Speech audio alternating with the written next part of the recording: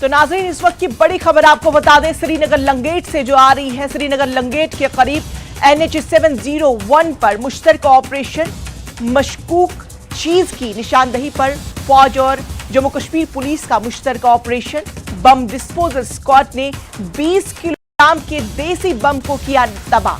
Security forces ने बड़ी साजिश को नाकाम बनाया। तो बड़ी खबर आपको बता दें इस वक्त श्रीनगर से, जहां लंगेट के इलाके के करीब NH 701 पर मुश्तरका ऑपरेशन मशकूक चीज की निशानदेही पर फौज और जम्मू कश्मीर पुलिस का मुश्तरका ऑपरेशन हुआ। बम डिस्पोजल स्क्वाड ने 20 किलोग्राम, आपको फिर से बता दें कि 20 किलोग्राम के देसी बम को तबाह किया गया। सिक्योरिटी फोर्सेस ने बड़ी साजिश को नाकाम बनाया। बड़ी खबर श्रीनगर लंगेट से, जहां NH 701 पर मुश्तरका ऑपरेशन के दौरान जम्मू कश्मीर पुलिस और फौज ने एक बड़ा सानहा होने से टाला।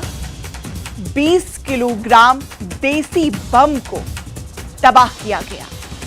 सिक्योरिटी फोर्सेस ने बड़ी साजिश को नाकाम बनाया।